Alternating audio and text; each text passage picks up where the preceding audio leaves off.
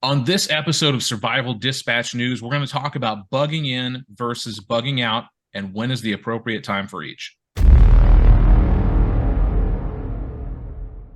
This Survival Dispatch video is brought to you by Nutrient Survival.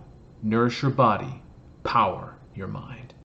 And we're back with Survival Dispatch News, and we have an absolute star-studded panel today for you to talk about bugging in versus bugging out. But before we get to that, if you're new here or you haven't done so yet, make sure you get down there and click that like and subscribe button. Click the bell icon next to it to get notified every time we upload new content here on Survival Dispatch. Now, as I promised, I've got an absolute all-star panel today. We've got Chris Heaven, the CEO for Survival Dispatch. We have my good friend Mike Sterling, who likes all things that go boom. We've got Jeff Nicklaus, a former combat pilot, and we've got Elvis Rey, who I'm going to let introduce himself here in a minute because his list of accolades are longer than I can remember. But to give it to you short, guys, we've got almost 100 years of military experience combined here on the program today. So this is going to be a really good one. You're in for a treat. Now, Chris, I want to start this off with you because I think there's a lot of confusion in the prepper community about what bugging in is versus what bugging out is. So give us kind of just a general overview of what that is. Well, I mean, when the shit hits the fan, you have two choices. Do you have a bug out location, to get out of Dodge? And if you don't, are you prepared to bug in? Do you have enough supplies? I mean, that's at the highest level, the simplest way of stating it. No, it's really good, and I think that really kind of sums it up. Now, you had some things that you wanted to talk about, some misconceptions here in the prepper community you wanted to address. Well, I mean, it's larger than bugging in or bugging out, but we've noticed a pretty distinct pattern in the comments, and I'll get through this as quick as I possibly can. 2 + 2 = 4. That's an absolute, but very few things in life are absolute. So we see a lot of people, spewing vitriol in the comment section saying there's only this one way to do this and it's their way. And they're not recognizing that other people have different circumstances where it's not applicable. So I plan on bringing this topic up, this, myopia that seems to afflict our community, because not everybody's circumstances are the same. Not everybody is going to, benefit the same way from a solution that benefits that person. One quick anecdotal example. We had somebody comment on our last video that we did on the nuclear simulation that Mike laid out for us. And the person was very adamant that we should stay in the area, not try to leave the area, and just go to places that have basements. Okay, so here's what I've got to say with that. Good luck in Central and South Florida finding places with basements, especially enough to house, millions and millions of people here in Florida. So that's all I've got to say on that. Just keep in mind that other people's circumstances vary from your own, and be respectful in the comment section in that regard. That's it. Yeah, absolutely. And obviously someone's been watching the New York PSA way too many times with the get inside, sit down, shut up, and wait for the TV to come on. Yeah, definitely. All is well. Remain calm. Everything's fine. Just ignore the mushroom cloud. It's all good. And if you guys haven't seen that video from Monday, make sure you check it out. I'm going to put it in the annotation here. That's a great one. Now, let's talk, Elvis. Let's get your introduction here. Tell us who you are, and let's talk about bugging in. What are some of the benefits of bugging in, and why might you want to do that in a disaster situation? Well, thanks for having me, first of all, and I appreciate to be here. I've been wanting to be on the show for a long time, and I'm finally glad we were all getting a chance to meet up. So my background's in, I was in the Air Force in security forces for 4 years, and then after that I shifted over into the Coast Guard, where I was part of a special elite unit, which was TACLIT North, and we did a lot of counter narcotics and anti-terrorism tactics throughout my career. After that, I got out because of the training that I received when the Coast Guard transferred over to Homeland Security. I was able to become an anti-terrorism instructor for the Navy, and I did that as a contractor for about 10 years, and I technically still do it now. as an adjunct instructor, just so I can keep my clearances going and everything like that. But from then on, I've started my own business, which is joint force contracting, and where I work with a lot of clients where we do everything from government procurement to logistics, and I handle everything from stuff that's going on here when it comes to humanitarian aid to going overseas in places like Ukraine and helping assist other NGOs on gaining access to items that they need that are hard to find. So if you need anything like that, please feel free to look us up, and I appreciate that. But back to being on the show, and when it comes to bugging out and bugging in, what I found that it's very complicated when it comes to when you have a small family, which I have little ones. I have a 9-month-old and I have a 2.5-year-old. I got started late. I'm pushing 50, and my wife's younger than me. So better late than never, I always say. Yeah, but what you have to take the small steps. You have to take the small steps, and you got to prepare your home first, and you have to prepare your surroundings. And then what I found works for me is that I have a tribe, and my tribe is my family and my close ones. The close ones are my neighbors and people that I can depend on and that we can rely on. Once you build that up, then at least you've got a somewhat of a perimeter around your area to where if you need to survive for the first 3 days of when shit hits the fan or something like that, you have people and access of means and things that you need. Now there's the common stuff that you have to prepare for. It's also depends on what the situation is. It depends on what are we experiencing. Is this a natural disaster, or is this something bigger, like like when Russia comes and gets off the coast of Florida, and a lot of people don't know this, but 12 miles out is considered international waters. And a lot of time ago, probably what was it at the beginning of the year, a lot of people don't know, but there were Russian subs, and you could look this up, that were located in those international waters off the coast of Florida along the East Coast for about a month before this war even started in the Ukraine. So that just puts things in perspective on how close things can happen here real fast. So I'm going to leave it at that, and let's get to the real subject matter experts with the other guys on the panel. Oh, no, don't sell yourself short like that, Elvis. It's a really good point. And I think you really hit on something that was important there with getting that group together to kind of surround yourself with like-minded individuals, or at least just to know your neighbors. And, Right. you'd be like, hey, John, what's going on? You guys good over there? Everything all right? Jeff, you obviously know about being in a tribe, being a Black Hawk pilot for many decades, being in Mogadishu, helping our guys get out of there. If you guys have ever seen the movie Black Hawk Down, Jeff was there. What are your thoughts on this? What are the benefits of bugging in versus bugging out? Well, I think there's a lot of thought that has to go into it, and it's just like what was just being said. I think situational awareness is key, and I think a lot of people, and hopefully they're tuning into this because they want to be situationally aware. I think it's a shame that I call most people Joe Six-Pack and not situationally aware. They listen to the mainstream media, they sit in their couch and they drink six-pack and order pizza, and they think life is fine. When in all reality, we've been at war for some time, even though a lot of it is an information war, but there's a lot of things going on behind the scenes. With a little digging, you can really kind of find out what's really and a broader, better picture of what's actually going on around the world.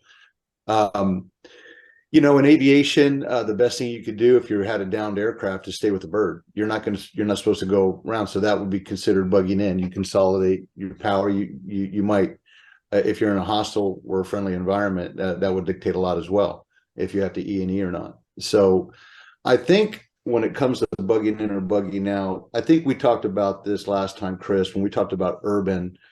You're not going to be, John Wayne is a mythical figure from the movies. You're not going to John Wayne it out in an urban environment. I don't care how many guns and ammo you have and all that. If you're a one-man show, you're going to be overrun pretty easily if you're going to try to start shooting things out. When we talked about that, the best way to do is just get out of Dodge. So I think depending on the situation, if you have a lot of public upheaval, the best thing to do is have a plan that you can go with the plan and know where you're going to go, not get out of Dodge and go like, all right, what now? I would say by and large, I live out in the country, and We have our community, we have our people that we have that we are like-minded, that we support one another. And by and large, it's the people that are going to be leaving the cities that you need to be able to protect your assets. So I think bugging in is going to be, by and large, for most people, in a rural environment, how to survive. And I think the key to success, if you're bugging in, is you don't have to have Fort Knox. You just have to look less inviting than the people down the road, right? And that doesn't take a whole lot. You don't need to have concertina wires surrounding your house and all this other kind of stuff. And it looks like you've got a fire base from Vietnam days sitting outside your house, right? I also think and I'll try not to say everything that I had in my mind, because I got thinking about, I think a lot of it has to do with where you live. What is the political structure? You live in a Republican or Democrat state. What is your sheriff's ideas? Is he a constitutional sheriff? Then if he is, you're not going to have to worry about him bringing his guys, knocking on down all the doors, ponying up to what the leadership says for him to do.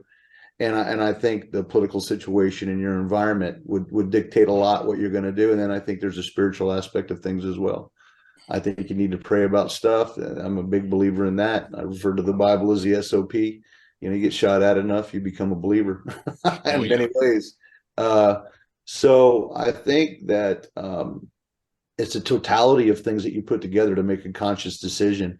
It's just like, with little kids or older family members. It could be the fact that you have an old family member, a parent that is maybe a physically handicapped individual. That's going to depend a lot on what it is you're going to do. So there's a whole lot of things that have to go into that. And I just think being smart and being situational aware and have different contingencies, you'll be ready to go. You hit on a lot of great points there. And I think, the one that I kind of honed in on there was having a plan. I think this is the biggest thing that we need to talk about here today, is having a plan for bugging out or bugging in. You need to know what you want to do. And you kind of burst my bubble there. I was really hoping to break out the concertina wire, but I guess I'll have to keep that in the garage for now. Hey, listen, break it out if you want, man. You just become a larger target, right? That's right. Fire-based drones. There's a lot of guys that they sit around, they look at videos. Oh, I'm just going to bug out. I don't think they have any idea what bugging out is. And I would say 98% of the people in this country do not have the skills to bug out, because with the technology that's available to find you these days, unless you're willing to live in a cave and understand the terrain and stuff that you have to go to and what it's going to require for you to be totally stealth, most people don't have that within them. I'm 61 years old. I don't feel like doing that now. Right. There's a lot of things that you have to take in consideration. So I'd say get away from the whole zombie apocalypse. We've got to go run for the hills kind of stuff. And I know Mike's not happy. There goes practice all the shooting. So, and the thing is that John Wayne, at some point, reality has to kick in, right? Common sense is still, even though it's lacking, especially in the leadership of this nation right now, it's still a commodity, right? If you have it, you're already better off. Man, just bursting bubbles left and right here. This is why we get these guys on here. But Mike, I'll never be invited back. No, I love this. This is spectacular. You're coming back for sure if you get the time. Mike, let's talk about building a bug out plan, or a bug in plan, or both, because this is so critically important. What do you think is the most important thing that goes into making a plan like this? So just like these two gentlemen, I come at this, we're all looking at this from the lens of our own, personal experience. I spent a lot of time in Afghanistan and Africa and other places, on some real tiny places, little ODA camps. I was there when a couple of the little ODA camps down on the Paki border were established, where, one day nobody's there. The next day you're there. When the sun comes up, hey, there's some Americans hanging out here. Patrol bases, things like that. So that is you're in a very tenuous position where you can be ejected from a place, and everything that goes into that is intelligence prep and planning. And the more tenuous your situation is, because you ain't got support in this situation, I don't think any of us can call an airstrike. None of us get helo support, and none of us have dust off on call. Well, I was hoping that Jeff could cover that for us, since he's done that before. Right. I will neither confirm nor deny that I have helo support. Oh, Jeff, you better spin them rotors up on that crash hawk, man. I'm telling you. We don't have to let everybody in on our bug out plan, okay? Oh, my bad. Right. Yeah. Anyway, so it all comes down to, and we've discussed heavily the concept of doing your own intelligence preparation for your area with Mike Shelby and the guys at Forward Observer. I mean, that is key. The more you know, the better decisions that you're going to be able to make. So that's why we should all be working on that now. And at that point, you know what your threats are, because the decision to bug out, that comes down to basically two different situations, or two different, not situations, but two different decision points.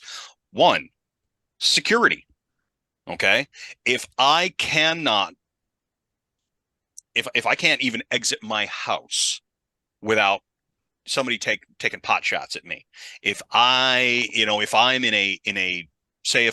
living in an apartment complex in suburbia, and that complex is run by drug gangs that are now scooping up everything that they can get, that is a bad security situation.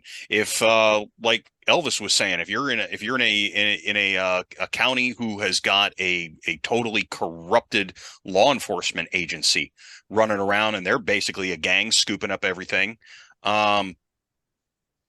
yeah, that's a bad security situation, and you're probably going to want to displace. If all of your neighbors have gone nuts, if there's riots, if they're burning stuff down around you, it's a pretty good indicator that it is time to leave. You don't want to leave, though. Mike, you just said that half of American democratically controlled cities around the country have to start moving now. Yeah, well, I kind of been preaching that That's for about it's pot shot central. I've been kind of preaching that since I was a kid in Los Angeles. Yeah. So, when you look at your own parents and go, we really need to get out of here. When you're 8. Yeah. But actually it's three decision points. I'm sorry, I called out 2. So security, environmental, and sustainability. So environmental being, and I've got, this is one of mine. I live in my BOL. But you know what? I still have the possibility of, say, a big hazmat spill upwind of me. You know what? It doesn't need to be the end of the world for you to have to bug out. Okay. Yeah, we saw that in Ohio with the train derailment. It's Palestine. Exactly. It doesn't have to be the end of the world. It just happens to be the end of the world where you're at, because the fecal matter has struck the rotary oscillation device in your town. It's time to go. Yeah. Okay.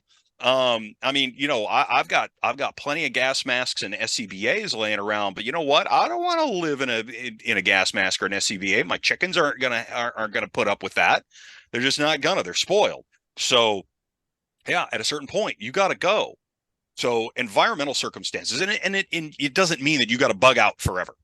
Okay, it doesn't mean that. Okay, depart, come back. Okay, don't go to the FEMA camp, but depart, come back. All right, because that might be a little more permanent than you think.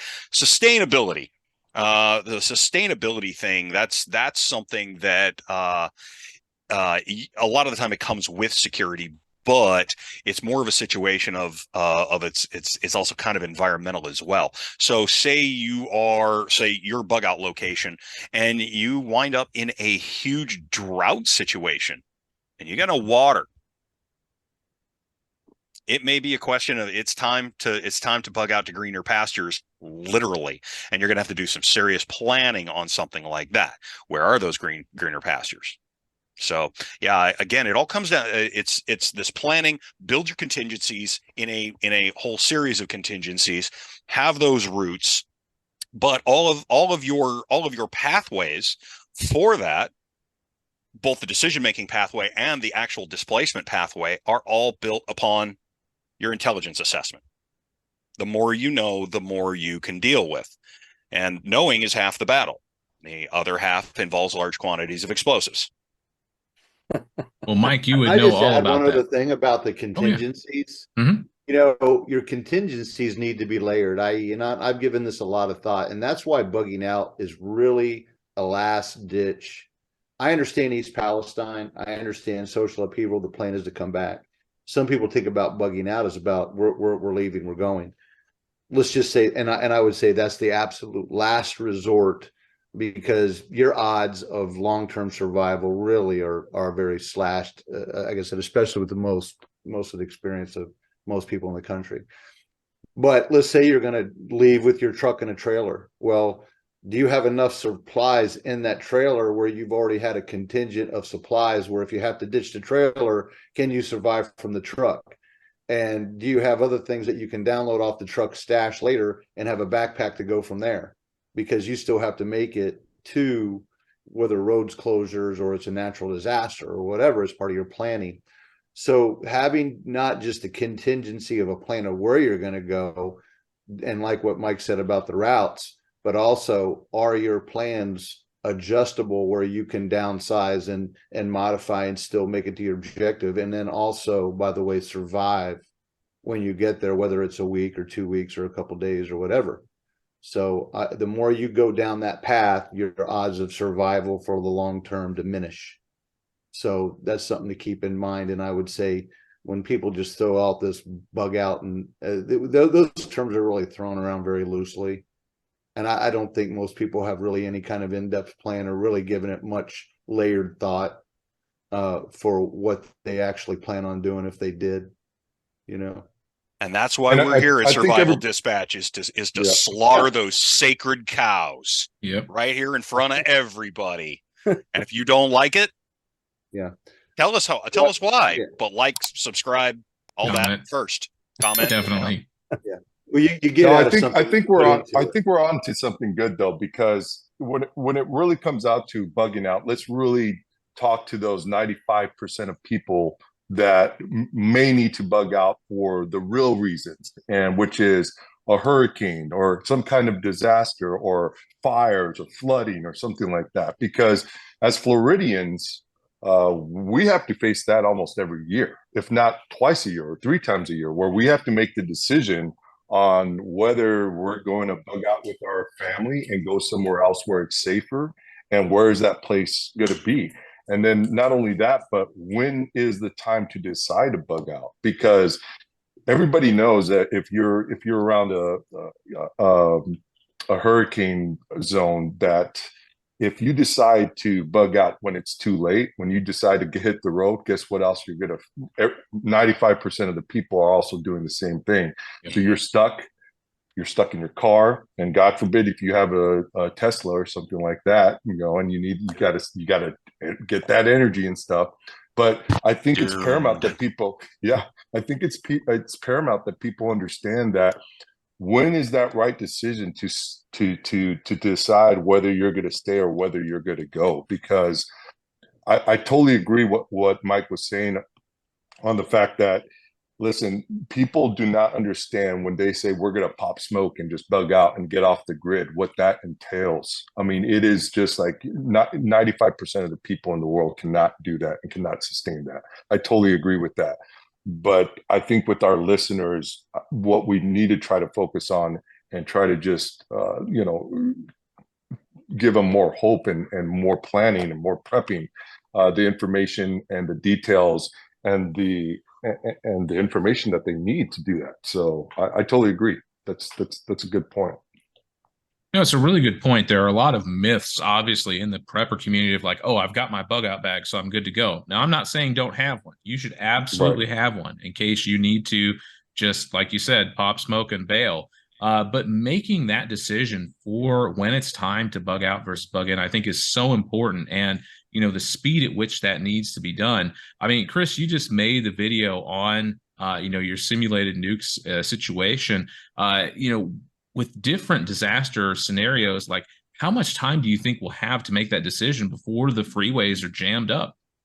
It's a pretty, small window of opportunity in pretty much every, scenario that you could paint. And if you don't get out of Dodge during that window, when there's going to be a period of time, depending on how crazy the event is, where, the masses don't know the gravity of the situation.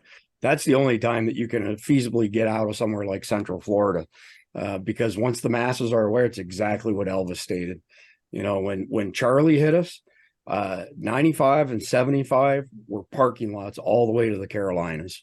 I mean, it was a massive exodus. So I think the key thing, though, that everybody else has kind of pointed out, it's cliche, it's an adage, but if you fail to plan, you plan to fail. It's pretty simple.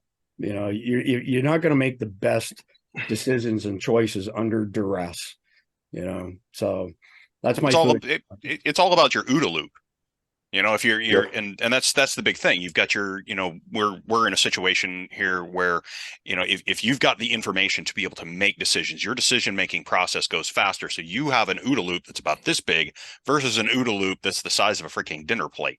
Okay. So your decision-making process moves significantly faster. And for anybody that's out there that doesn't know, an OODA loop is the human decision-making process: observe, orient, decide, act. And that's your little circle. That's how the human brain works. And the faster your OODA loop runs, the faster you can react. And that puts you out ahead of everybody else.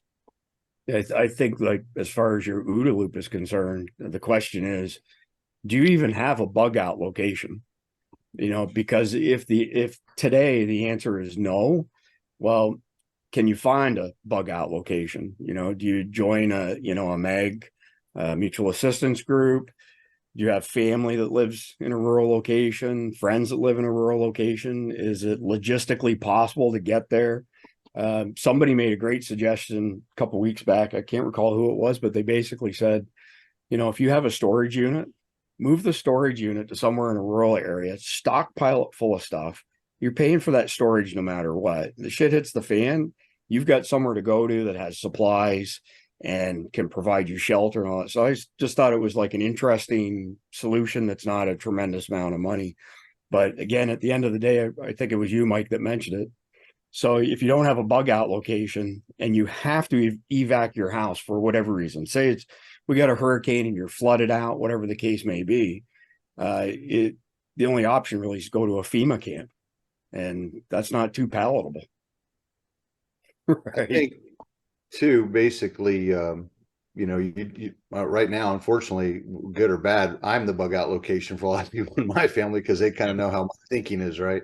And I live out in the country, and so I have to think about. Luckily, we have some facilities that we can put people in, but having a place, you start looking at, okay, you have your house, you have your outer perimeter, you have your house, and this is tools for your tool belt.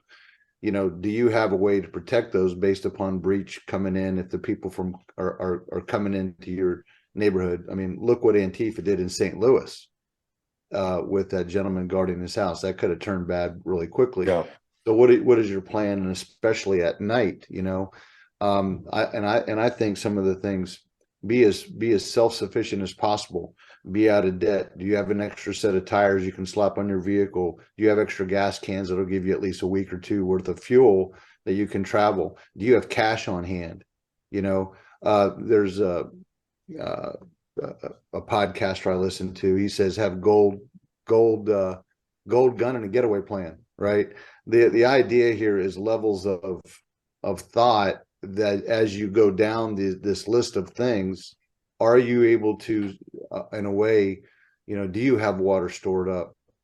Like Mike talked about earlier, do you have the ability to even have a well on your property?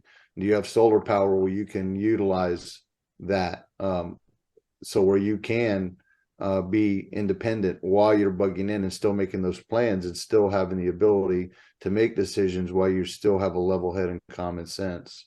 Because you're right, in the middle of duress, you're gonna more than likely can make some very bad decisions pretty quickly, and you become even more vulnerable.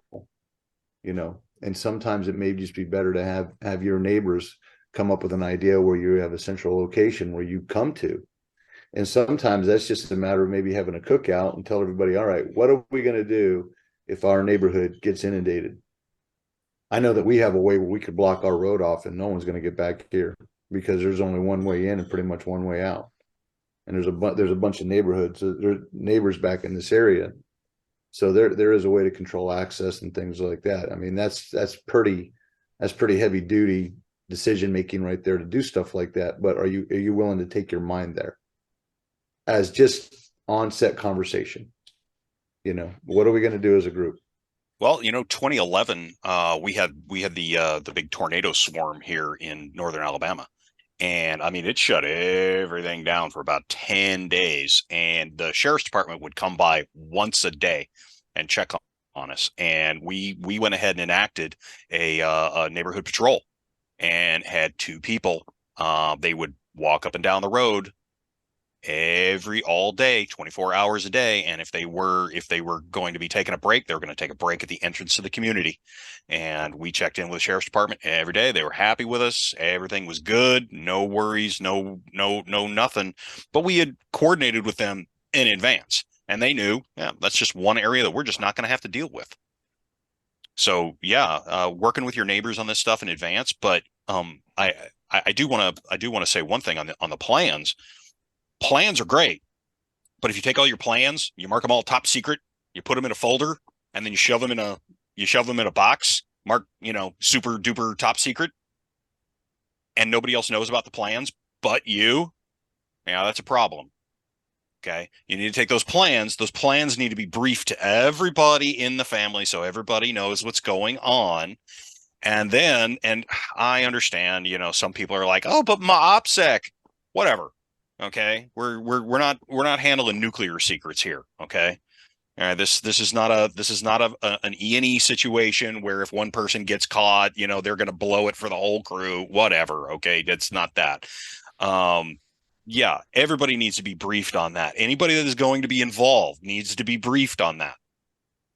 And even the in-laws. Well, I mean, maybe not everybody. Yes. Honey, did you brief them? Absolutely. And that talks about, when you talk about plans, also commo is a big thing. I mean, and I believe in it and I do it. I have some satellite phones that I've dispersed out. Yep. And I mean, I've used those when I was in the military, and that's a great way. If you can establish communication, that's a pretty secure method, and it's not in the typical network. And you can tell people to go to the code word plan that we talked about, right? You don't even have to say it if you don't want it, as long as they know the plan, like Mike was saying, Yeah, I think you need to do dry run checklist that has code words on it. I mean, it depends on how deep you want to do it, if you're willing to be committed to it. But like I said, that can kind of go down the rabbit hole a little bit. Going back to what Mike was saying about getting established with the local law enforcement in especially when it came to natural disasters. I had a lot of experience doing that too, because I used to do some patrols during Katrina, and we got hired on by a company to just do. There were some valuable estates that we would go around and protect, and because these people had nice homes, and in their nice homes they had nice paintings. And what happens during all these kinds of, in Katrina, there was everything. I mean, there was just crimes against humanity, for God's sakes. And then there was a lot of looting, and people would go into these houses and steal their silverware and their fine jewelry and everything like that, anything that they could. And so we would, and even in Mexico Beach more recently, when Mexico Beach over here in Florida got hit, I mean, that place got just disseminated, but there was some stuff they were still structured, and they still was a lot of looting in the outside cities, because that whole region was out of power for, like, I want to say almost 30 days, if not longer. And so we definitely developed a rapport with the local police department. And one thing we were finding out is, like, when events like that happens, we were on the good side, and we were able to, we were the people that were escorting and helping out the hospitals and getting the nurses the fuel. We were escorting the fuel trucks. We were taking care of the generators. We were taking care of all the assets that these places needed to keep running. But desperate times calls for desperate measures, and when they started looting and they would get brave, and they would try to. They'd come up with different ways to fuel their vehicles, or they'd find these nurses that we would fuel their vehicles in. They would follow them home, and then they would wait till they go to sleep and siphon the fuel out of their vehicles. So guess what? We had to go rescue them. It's people can get when they're desperate, they get innovative too. So let's not forget that. And it's little things like that you have to protect and watch out for, because the one thing that's going to go up is crime, and it's not crime. It's crime for out of desperation, and that's what these people are doing, because that's the most accessible threat that's going to happen within the first 2 weeks of any kind of natural disaster that I've seen from my experience. I've always said, if people are willing to shoot each other or get in a fight over a TV on Black Friday, what are they going to do when things are really bad? And you've seen it. That's right. Well, I think the extension to Mike's comment of having a plan and briefing everybody on it is to do dry runs and practice it, because that will reveal, the weak spots in your plan. And then one step further. So when Denny and I did the nuclear simulation, bugging out from Central Florida to our remote cabin in the mountains, we pulled Mike into the conversation. So, and he interspersed his comments throughout that video, correcting some some decisions that we made that weren't optimum, and enlightening us to stuff, because you can't see the forest because the trees are in the way, right? And so having a third party who's got a counter perspective and has the chops to kind of back it up is invaluable. So we preach it over and over again, right? Like, practice the way you're going to play. You got to practice. It's like thinking that Monday through Thursday there's no football practice, but Friday night you're still going to win the game. That ain't going to happen. No, definitely not. You got to run through these at least once or twice so you have an idea. Because if you have this idea that you're just going to put on your bug out bag and go into the woods and live off the land, I think it's going to be a short-lived bug out, to say the least.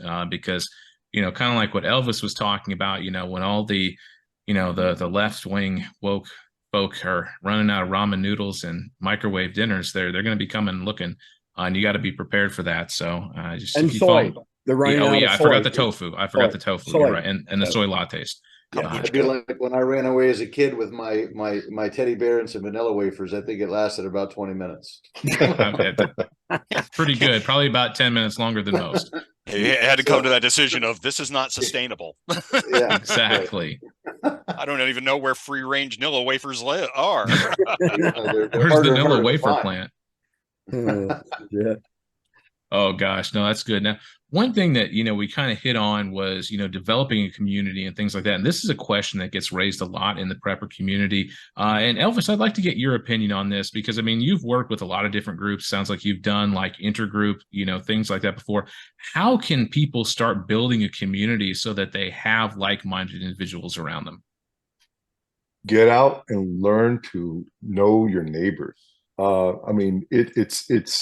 It's weird how 20 years ago, when I was a kid, and I knew all my neighbors. I knew everybody in my street. All the kids played with each other.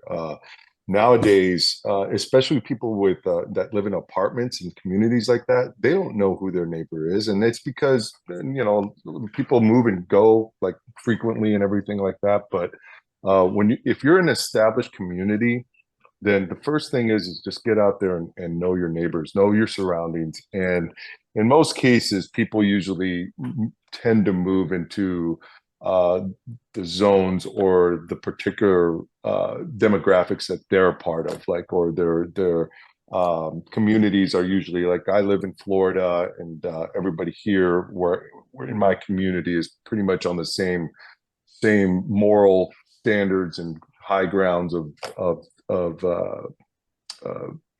political likeness, let's call it. And I think that's one of the strongest things that you can do. And then once you establish that, then it's just like some of the other guys were saying, get involved with your local community and your community leaders. If you have an HOA fee or an HOA, be a part of that. That way, who's running your place, and get to know your sheriffs, and get involved in the politics that are happening around you. If you want to be that kind of citizen, then be an example and be something like that to your community. That's where it comes. That's where it starts. That's where everything starts. Your family, your community, and then from there. I found I met a lot of very influential people when I moved into this area, became a scout leader. Yeah. Good way. And the first thing we did was throw away the BSA book and said, okay, we're gonna use the BSA book from 1968. and I'll tell you what, the people here loved it. I didn't get a single complaint from anybody except Greater Alabama Council. And they still didn't stop us. They just kept saying, you're not supposed to do that. What are you gonna do about it? Nothing.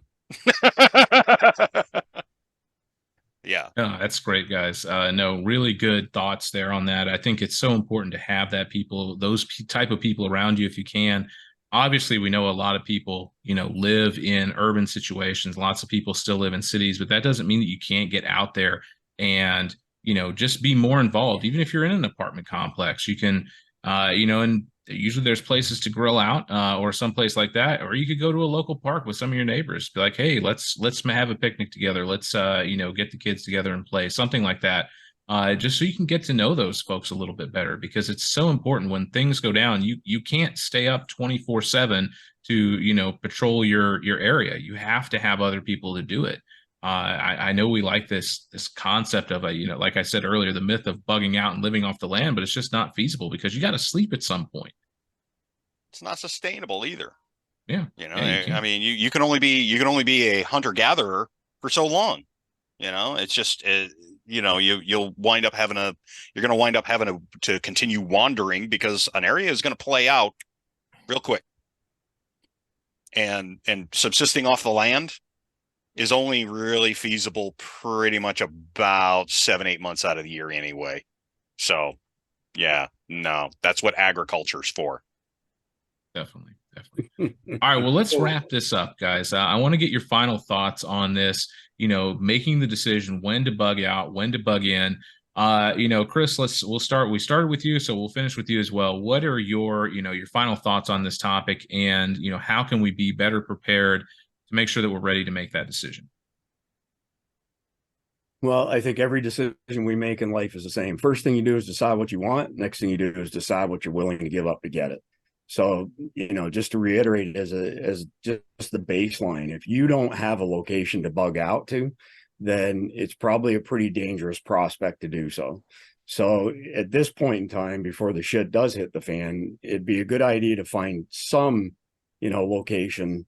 The video we just did, Mike's simulation of the nuke stuff, right? And there were people saying, the chances of you getting from Central Florida to the Blue Ridge Mountains are really slim. And my reply to that is, well, if we face certain annihilation here in Central Florida, I'm going to roll the dice and do the best I can to get to a location that's 500 miles away. It's the lesser of all the evils, but we still have a destination. So if you don't have a destination, you should define a destination, whether it be the stuff that we've mentioned earlier in this video. Maybe you have a trailer where like an RV, where's it parked? Is it, far enough away that you can get away from the bad stuff, but close enough that you can feasibly get there, things like that.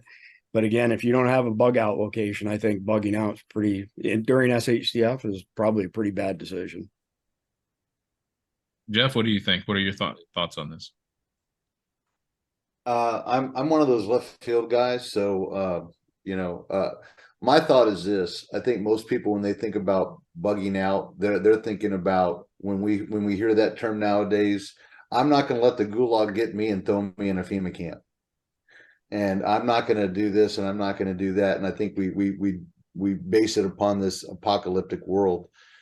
I'm of a more spiritual belief. I believe that, in 2 Chronicles, it says, if my people who are called by my name will humble themselves, pray, and seek my face, and I will heal their land, forgive their sin. My thought is, I think the most powerful place a man can be is in God's word and on his knees asking God to move, because right now the FEMA camps and everything that people like slough off in some places, look what they're doing around the world, is a reality. And so I think we need divine intervention in our country to get rid of these evil people who have stolen our country from us, and then we can start doing some real things. I'm a big fan of bugging in, because I think bugging out is going to be probably one of the most difficult decisions, unless you have a place where you live half the year, so on and so forth. I think most people need to solidify their areas, know their neighbors, like Elvis was saying, and be ready to, stand guard. So quick comment, I agree with you, Jeff, that there's been some evil forces at play in our country for many decades now. A lot of it can be traced back to, people who have a globalist view of the world. All you have to do is, really follow the money. And part of that is that they poisoned our food supply. So, during the 1980s, most of us on the panel here recall when there was a war on fat, the FDA, war on fat. Fat's bad for you, it's going to kill you, blah, blah, blah, blah, blah. Well, when you take fat out of food, it tastes like shit. So you end up putting sugar in it. So the difference between what an American consumed in sugar per day in 1980 versus now is an order of magnitude difference. You're talking many pounds of sugar consumed by Americans. Why did the food producers, again, follow the money? Why did they want to, pull the fat out and put the sugar in? Sugar lights up the cerebral cortex the same way cocaine does. It's even processed the same way that cocaine is. So it's super highly addictive. So where I'm going with this, and people have heard me mention this before, 40% of Americans are obese, 32% of Americans are considered overweight. Put children and disabled on top of that, you're probably looking at about 80% of the American population could not bug out if their life depended on it.